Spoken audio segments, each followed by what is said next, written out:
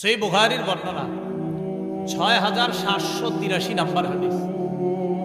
قال رسول الله صلى الله عليه وسلم لعن الله السارق يسرق البيضة فتقطع يده। নবীজি বলেন, ওই ব্যক্তির উপর আল্লাহর অভিশাপ যে ব্যক্তি একটা ডিম চুরি করে। কি চুরি করে? ডিম। যে একটা ডিম চুরি করে তার উপর আল্লাহর অভিশাপ। ডিম চুরি করে তার উপর আল্লাহর অভিশাপ। ওয়াসারিকা ইয়াসরিকুল হাবলা।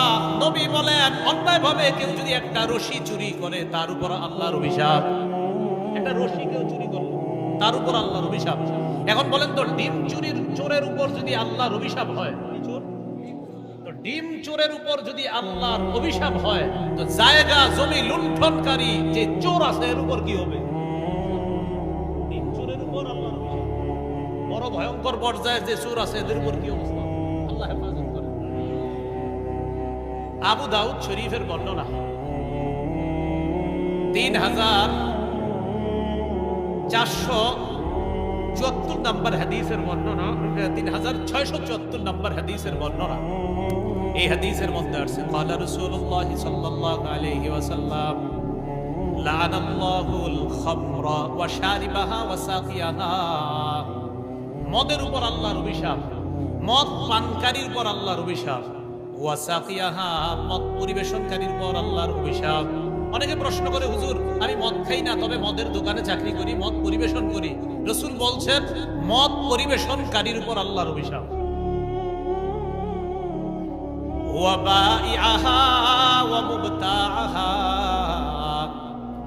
মদ বিক্রেতার উপর আল্লাহর অভিশাপ। আপনি এমন দোকানে চাকরি করেন যেখানে মদ বিক্রি হয়, কিন্তু আপনি মদ খান না, কিন্তু আপনি যে মদ বিক্রি করছেন আপনার উপর আল্লাহর অভিশাপ। ওয়া মুবতাআহা, মদ যে ক্রয় করে তার উপর আল্লাহর অভিশাপ। বসের জন্য মদ কিনতে গেছেন, আপনি যে মদ কিনলেন আপনার উপর আল্লাহর অভিশাপ। হারাম জিনিস কিনলেন না। ওয়া আসিরাহা ওয়া মু'তাসিরাহা, মদ উৎপাদনকারী এবং মদ পরিশোধনকারী, মদ উৎপাদন করে পরিশোধন করে বোতলের উপর লিখে দেয় বাংলা মদ, তার উপর আল্লাহর অভিশাপ। তাহলে মদের উপর কার অভিশাপ? পানকারীর উপর, পরিবেশনকারীর উপর, মদ বিক্রেতার উপর, মদ ক্রয়কারীর উপর। যে মদ বানায় তার উপর কার অভিশাপ? যে মদ পরিশোধন করে এটাকে বোতলজাত করে তার উপর কার অভিশাপ? এবার কি বলে দেখেন, ওয়াহামিলাহা ওয়াল মাহমুলা ইলাইহি, মদ যে বহন করে নিয়ে যায়, সেলসম্যান। হুজুর আমি সেলসম্যান গিরি করি, কিন্তু আপনি মদ বহন করেন, নিজে খানো না, বেচেনো না, কিনেনো না, সেলসম্যান গিরি করেন, মদ বহন করে নিয়ে যান, তার উপর আল্লাহর অভিশাপ। ওয়াল মাহমুলা ইলাইহি, যার কাছে মদ বহন করে নিয়ে যাওয়া হয় তার উপর আল্লাহর অভিশাপ। এখন বলেন তো, আমাদের দেশে বিভিন্ন দিনকে কেন্দ্র করে মদ বিক্রি, মদ ক্রয় আর মদ পরিবেশন আর মদ পানের ঘটনা শুধু পৃথিবীতে হয় না, আমাদের দেশেও হয়। আল্লাহ এই জাতীয় অভিশপ্ত কাজ থেকে আমাদেরকে হেফাজত করেন। তাহলে গুনাহের এক নাম্বার ক্ষতি পাইলাম, যে গুনাহের কারণে কার অভিশাপ আসে। 2 নাম্বার, গুনাহের কারণে মানুষ অপমানিত হয়। গুনাহ যে করে, পাপ যে করে, করতে করতে ঢিল দেয়, ঢিল দিতে দিতে এক পর্যায়ে তার পাপ এত বেড়ে যায় যে সে অভিশপ্ত হয়, এক পর্যায়ে সে লাঞ্ছিত হয়ে যায়। একটা কিতাব আছে নাম আল আদাবুশ শারঈয়া, 1 নম্বর খণ্ড, 144 নম্বর পৃষ্ঠা। আমিরুল মুমিনিন ফিল হাদিস আব্দুল্লাহ ইবনুল মুবারক রাহমাতুল্লাহি আলাইহি বলেন, রাআইতুজ যুনুবা তুমিতুল কুলুব। আব্দুল্লাহ ইবনুল মুবারক বলেন, আমি দেখেছি পাপ অন্তরকে মৃত বানায় দেয়। বলেন সবাই, পাপ কাকে মৃত বানায়? সবাই বলেন পাপ, বলেন পাপ কলবকে মৃত বানায় দেয়। ওয়াকাদ ইউরিসু যিল্লা ইদমানুহা, নিয়মিত যে ব্যক্তি পাপ করে, এই নিয়মিত পাপীকে পাপ এক পর্যায়ে তাকে লাঞ্ছিত করে ছাড়ে। পাপ নিয়মিত করেন আপনি, মানে আজকেও করেন, তো ফিরে আসেন না, আজকে কালকে পাপ বাড়তেছে, আপনার শুধু বাড়তেছে। এই নিয়মিত যে পাপ করতে থাকে, এই পাপ একদিন তাকে লাঞ্ছিত করে ছাড়ে। আল্লাহ আমাদেরকে লাঞ্ছিত হওয়া থেকে হেফাজত করেন। পাপ করব না, ছাড়বো। 3 নাম্বার, পাপের ক্ষতি, পাপ করলে এলমে দ্বীন থেকে মাহরুম হয়। মাদ্রাসা ছাত্র ভাইয়েরা এবং সবাই আমরা লক্ষ্য করি, দ্বীনি এলেম, দ্বীনি বিদ্যা আমাদের মুখস্থ থাকে না কেন? পাপ যখন বাড়বে দ্বীনি বিদ্যা মুখস্থ থাকবে। এই ব্যাপারে আমি আপনাদের সামনে 5টা দৃষ্টান্ত বর্ণনা করি, খুব মন দিয়ে শুনেন। এক নাম্বার কিতাবের নাম জামিউ বায়ানিল ইলম, 1 নাম্বার খণ্ড, 675 নাম্বার পৃষ্ঠা। আব্দুল্লাহ ইবনে মাসউদ রাদিয়াল্লাহু তাআলা আনহু বলেন, ইন্নী লা আহসিবু আন্না রাজুলা ইয়ানসাল ইলমা ক্বাদ আলিমাহু বিযাম। আব্দুল্লাহ ইবনে মাসউদ রাদিয়াল্লাহু তাআলা আনহু বলেন, আমি মনে করি মানুষ শুধুমাত্র পাপের কারণে সে যে বিদ্যা অর্জন করে ওই বিদ্যা থেকে সে বঞ্চিত হয়, বিদ্যা সে ভুলে যায় পাপের কারণে। বলেন সবাই, বিদ্যা ভুলে যায় কিসের কারণে? আবার বলেন, ধর্মীয় বিদ্যা মানুষ ভুলে যায় কিসের কারণে? পাপের কারণে। দ্বিতীয় দৃষ্টান্ত, ইমাম আবু হানিফা রাহমাতুল্লাহ আলাইহির নাম শুনছেন তো সবাই? আল ইমামুল আযম নুমান ইবনে সাবিত, আল ইমামুল আযম আবু হানিফা রাহমাতুল্লাহি আলাইহি, কিতাবের নাম আল জাওয়াহিরুল মুদিয়্যাহ, 2 নাম্বার খণ্ড, 478 নাম্বার পৃষ্ঠা। কানাল ইমামু আবু হানিফা রাহিমাহুল্লাহ ইযা আশকালাত আলাইহিল মাসআলা, ইমাম আবু হানিফা রাহমাতুল্লাহর যখন কোনো মাসালায় খটকা লাগতো, ভুলে যাইতেন না, যদি খটকা লাগতো যে এটা কি হালাল না হারাম, এটা কি জায়েজ না নাজায়েজ, এরকম খটকা লাগছে ওটা, তো দলিল আদিল্লা সব আছে, তো সব দিকেই দলিল আছে, কিন্তু দলিলের তো একটা সমাধান আছে। তো ইমাম আবু হানিফা তখন উস্তাদ ছাত্রদেরকে বলতেন, ক্বালা লি আসহাবিহি মা হাযা ইল্লা লিযামবিন ক্বাদ আহদাসতু। ইমাম আবু হানিফা বলতেন, মা হাযা ইল্লা লিযামবিন ক্বাদ আহদাসতু, দেখো এই যে আমার মাসালা ফটকা লাগছে কেন জানো? আমার নিশ্চিত কোনো গুনাহ হইছে, এই কারণে ফটকা লাগতেছে, গুনাহ না হইলে ফটকা লাগতো না। এত বড় একজন ইমাম, উনি নিজেকে গুনাহগার মনে করতেছে যে আমার কেন ফটকা লাগলো। ওয়া কানা ইস্তাগফিরু, ইস্তিগফার করা শুরু করতেন। ওয়া রুবামা কামা ওয়া সাল্লা, কখনো কখনো নামাজে দাঁড়িয়ে যাইতেন, নামাজে দাঁড়ানোর পর ফাতান কাশিফা লাহুল মাসআলা, আল্লাহ তাকে মাসালার সমাধান দিয়ে দিতেন। তখন ইমাম আবু হানিফা বলতেন, রাজাউতু আনতিবা আলাইয়া, আমার আশা আল্লাহ আমার তওবা কবুল করছে, আমার তওবা আল্লাহ কবুল করেছেন, বিধায় এই বিদ্যা আল্লাহ আমাকে জানিয়ে দিয়েছেন। খটকা লাগছে, এই খটকার সমাধান আল্লাহ কেন দিয়েছে? বা নিশ্চিত কোনো অপরাধ ছিল, আর আমার অপরাধ ক্ষমা আল্লাহ যে করেছেন এটার দলিল হলো এই মাসালার সমাধান আমি পেয়ে গেছি, আমার রব নিশ্চিত আমার তওবা কবুল করে এই মাসালার সমাধান আমাকে দিয়ে দিয়েছেন। দৃষ্টান্ত নাম্বার 3, আল্লাহ আলী ইবনুল খাশরাম, এক বড় বিখ্যাত আলেম, উনি ওয়াকি ইবনুল জাররাহ রাহমাতুল্লাহ আলাইহির ব্যাপারে বলেন, বুখারী শরীফের ব্যাখ্যা গ্রন্থ যিনি লিখছে ফাতুল বারী, তার নাম ইবনে হাজার আসকালানী, তার একটা কিতাব আছে তাহযীবুত তাহযীব। এই কিতাবের 2 নাম্বার খণ্ড, 129 নাম্বার পৃষ্ঠা, সেখানে আছে আলী ইবনুল খাশরাম তিনি বলেন, রাআইতু ওয়াকি ইবনুল জাররাহ মা রাআইতু ওয়াকিআন মা রাআইতুহু বিয়াদিহি কিতাবান কত্তু। ওয়াকি ইবনুল জাররাহকে আমি কখনো কলম দিয়ে লিখতে দেখি নাই, ওয়াকি ইবনুল জাররাহকে আমি কখনো কলম দিয়ে লিখতে দেখি নাই। ইন্নামা হুয়া ইয়াহফাজু, উনি সব মুখস্থ করে ফেলতেন, উনি কলম দিয়ে কিছু লিখতেন না, সব মুখস্থ করতেন। ফাসালতুহু আন দাওয়াইল হিফজি, আমি তাকে জিজ্ঞাসা করলাম, আচ্ছা আপনি এত মুখস্থ শক্তি কিভাবে, আপনি এত মুখস্থ থাকে কিভাবে? তিনি জবাব দিলেন, তারকুজ যুনুব, গুনাহ ছেড়ে দেওয়া, মা জাররাবতু মিসলাহু লিল হিফজি কত্তু, গুনাহ ছেড়ে দেওয়ার মতো মেধা শক্তি বৃদ্ধি পায় অন্য কোন আমলে এত বৃদ্ধি পায় না। মানুষ গুনাহ যত ছাড়বে তার মেধা, হেফাজত শক্তি, তার মেধা, তার ধারণ ক্ষমতা আল্লাহ তত বাড়ায়। যে যত বেশি গুনাহ ছাড়বে তার ধারণ ক্ষমতা আল্লাহ তত বেশি বাড়িয়ে দিবে, কুওয়াতে হাফেজা আল্লাহ তার তত বেশি বাড়িয়ে দিবে। ওয়াকি ইবনুল জাররাহ বলেন, তারকুজ যুনুব, গুনাহ ছেড়ে দেওয়ার কারণেই আমি যা পড়ি আমার সব মুখস্থ হয়ে যায়, এজন্য আমি কিছু লিখি না। ওয়াকি ইবনুল জাররাহ বলেন। তাহলে বলেন তো ধর্মীয় বিদ্যা ভুলে যাওয়ার কারণ কি? বলেন তো গুনাহ করা। বলেন কি করা? 4 নাম্বার দৃষ্টান্ত, মালিক ইবনে আনাস, ওনার ছাত্র ইমাম শাফি রহমতুল্লাহ আলাইহি, কিতাবের নাম দিওয়ানুশ শাফি, একটা কিতাব আছে, আর একটা কিতাব আছে নাম তাহযীবুল আসমা লিল ইমাম আন-নববী রাহমাতুল্লাহি আলাইহি। মুসলিম শরীফের ব্যাখ্যা গ্রন্থ যিনি লিখছেন ইমাম নববী, এবং যার বিখ্যাত কিতাব রিয়াজুস সালিহিন, এই ইমাম নববীর একটা কিতাব আছে নাম তাহযীবুল আসমা। এই কিতাবের 1 নম্বর খণ্ড 47 নম্বর পৃষ্ঠায় তিনি আনেন, মালিক ইবনে আনাস রাহমাতুল্লাহি আলাইহি তার ছাত্র ইমাম শাফিকে বলেন, ইন্নাল্লাহা আলকা আলা কলবিকা নূরা। মাদ্রাসার ছাত্র ভাই যারা আছেন এবং কলেজ ভার্সিটির ছাত্র যারা আছেন সবাই শুনেন, আপনার ভিতরে যখন কোরআন সুন্নাহর কোনো বিদ্যা আসবে, মনে করবেন আপনার কলবে আল্লাহ প্রদত্ত নূর আসছে, নূর। ইমাম শাফির উস্তাদ তাকে বললেন, আল্লাহ তোমার কলবে নূর দান করছে। বলেন নূরের অর্থ আলো। বলেন কি? এই আলো কিসের আলো? বলেন কোরআন সুন্নাহের আলো। কিসের আলো? তো ইমাম শাফিকে বলেন, আল্লাহ তোমার কলবে কোরআন সুন্নাহর আলো দান করছে। ফালা তুতফিহু বিজুলমাতিল মাসিয়া, গুনাহের অন্ধকার দিয়া এই আলোটা তুমি নিভায়া দিও না। গুনাহের অন্ধকার দিয়া এই আলোটা তুমি নিভায়া দিও না।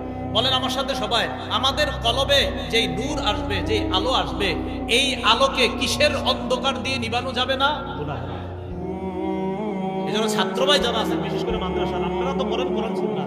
কোরআন সুন্নাহ আর গুনাহ একসাথে কলবে থাকবে না, মাথায় রাখবেন। কোরআন সুন্নাহ আর গুনাহ এক কলবে আপনি রাখবেন না। কলবে হয়তো কোরআন সুন্নাহ রাখতে হবে, না হয় গুনাহ। গুনাহ থাকবে আবার কোরআন সুন্নাহর আলো থাকবে না। কোরআন সুন্নাহর আলো তখন থাকবে যখন কলব গুনাহ মুক্ত হবে। 5 নাম্বার দৃষ্টান্ত ইমাম শাফি রহমতুল্লাহি আলাইহি বলেন, দিওয়ানুশ শাফি কিতাবের নাম, 67 নাম্বার পৃষ্ঠা।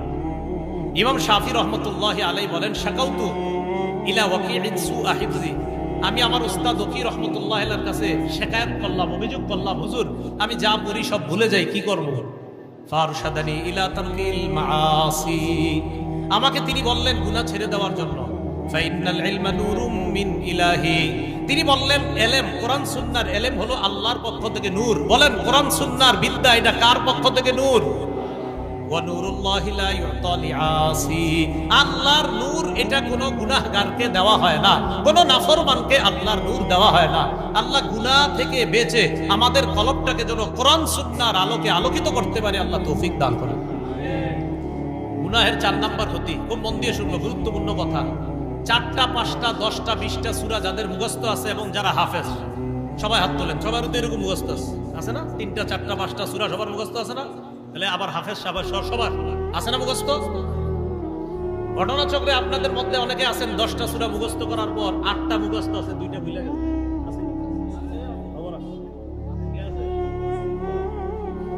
গুনাহের 4 নাম্বার ক্ষতি কোরআন ভুলে যাওয়া। বলেন নাউজুবিল্লাহ। গুনাহের 4 নাম্বার ক্ষতি কি? ভুলে যাওয়া, কোরআন ভুলে যাওয়া। সহিহ বুখারীর 5033 নম্বর হাদিসের বর্ণনা, قال رسول الله صلى الله عليه وسلم تعاهدوا القرآن, নবীজি বলেন তোমরা নিয়মিত কোরআন চর্চা অব্যাহত রাখবে, নিয়মিত কোরআন চর্চা করবা। فوالذي نفسي بيده له أشد تفسيا من الإبل في عقلها, রাসূলুল্লাহ সাল্লাল্লাহু আলাইহি সাল্লাম বলেন একটা উটের বাঁধন খুলে দিলে এই বাঁধনহারা উটটা যত দ্রুত পালিয়ে যাবে, তুমি কোরআন শিখার পর যদি চর্চা অব্যাহত না রাখো, কোরআন ওই উটের চেয়ে আরো দ্রুত গতিতে তোমার থেকে পালিয়ে যাবে। তাহলে কোরআন শিখার পর চর্চা না করাটাই গুনাহ, আর এই গুনাহের কারণে কোরআন ভুলে যাবেন। হ্যাঁ, আপনি পড়েন, ডেইলি নিয়মিত চর্চা করেন, কিন্তু তারপরেও ভুলে যান, এটার জন্য আল্লাহ আপনাকে পাকড়াও করবে না। কিন্তু চর্চার অভাবে যদি ভুলেন তাহলে পাকড়াও করবে। একটা হলো চর্চা করে, আর একটা চর্চা করে না। চর্চা করার পরেও ভুলে গেলে আল্লাহ এটা আপনাকে মাফ করবে না, আমার বান্দা চেষ্টা করছে ভুলে যায়। আরেকটা হলো আপনি 15 হজ্জ করছেন, তো করার পরে আর চর্চা করেন না। সাবধান, চর্চা করতে হবে, না হয় আল্লাহর সামনে দাঁড়ানোর জন্য তৈরি থাকবে। আবুল আলিয়া রহমতুল্লাহি আলাইহি কিতাবুজ যুহদ, এই কিতাবের 1 নম্বর খণ্ড 304 নম্বর পৃষ্ঠার মধ্যে আসছে, তিনি বলেন কুন্না নাউদ্দু মিন আযমিজ যুনুব আইয়াতাআল্লামা আর-রাজুলুল কুরআন ফায়ানামু আনহু হাত্তা ইয়ানসা। ভাই মেহেরবানি করে এই জায়গার বাংলাটা মন দিয়ে শুনেন। আবুল আলিয়া রহমতুল্লাহি আলাইহি বলেন, ভাই আমরা আমাদের যুগে সবচেয়ে বড় অপরাধ মনে করতাম কোনটাকে জানো? কোন ব্যক্তি কোরআন শিখার পর অলসতার কারণে, চর্চার অভাবে কোরআনের কিছু অংশ শিখছে, শিখার পরে আর চর্চা করে নাই। এই চর্চার অভাবে সে কোরআনটা ভুলে গেছে। এক পর্যায়ে চর্চা না করতে করতে কোরআন ভুলে গেছে। 10টা সূরা শিখছিল, 5টা ভুলে গেছে। হাফেজ হয়েছিল, এখন আর তার 20 পারা মুখস্থ নাই। চর্চার অভাবে যেই ব্যক্তি এইভাবে কোরআন ভুলে যাইতো, আমাদের যুগে আমরা এটাকে সবচেয়ে বড় অপরাধ হিসাবে গণ্য করতাম। কোরআন ভুলে যাওয়া সবচেয়ে বড় অপরাধ। বলেন কোরআন ভুলে যাওয়া সবচেয়ে বড় অপরাধ। এ হলো গুনাহের 4 নাম্বার ক্ষতি। গুনাহের 5 নাম্বার ক্ষতি, গুনাহ করলে অন্তর শক্ত হয়ে যায়, অন্তর ভরে যায়। বলেন গুনাহ করলে অন্তর কি হয়ে যায়? শক্ত হয়ে যায়, অন্তর ভরে যায়। সূরা জুমার 22 নম্বর আয়াতে আল্লাহ বলেন ফাওয়াইলুল লিল কাসিয়াতি কুলুবুহুম মিন যিকরিল্লাহ, ওই কলবের জন্য ধ্বংস, ওই মানুষগুলোর জন্য ধ্বংস যাদের অন্তর আল্লাহর জিকির শূন্য হওয়ার কারণে শক্ত হয়ে গেছে। যাদের অন্তরগুলা আল্লাহর জিকির শূন্য হওয়ার কারণে শক্ত হয়ে গেছে তাদের জন্য ধ্বংস। গুনাহের 6 নাম্বার গতি, গুনাহের কারণে মানুষ হালাল রিজিক থেকে বঞ্চিত হয়। বলেন গুনাহের কারণে কি থেকে বঞ্চিত হয়? হালাল রিজিক থেকে। ইবনে মাজাহ 2144 নাম্বার হাদিস, রাসূলুল্লাহ সাল্লাল্লাহু আলাইহি সাল্লাম বলেন, আইয়ুহান নাস, হে মানুষ, ইত্তাকুল্লাহ, আল্লাহকে ভয় করো, ওয়া আজমিলু ফিত তালাব, তোমরা রিজিক তালাশ করো সুন্দর পন্থায়। বলেন কি পন্থায়? হালাল রিজিক তালাশ করো বৈধ পন্থায়, সুদী পন্থায় না, বৈধ পন্থায় তোমরা রিজিক তালাশ করো।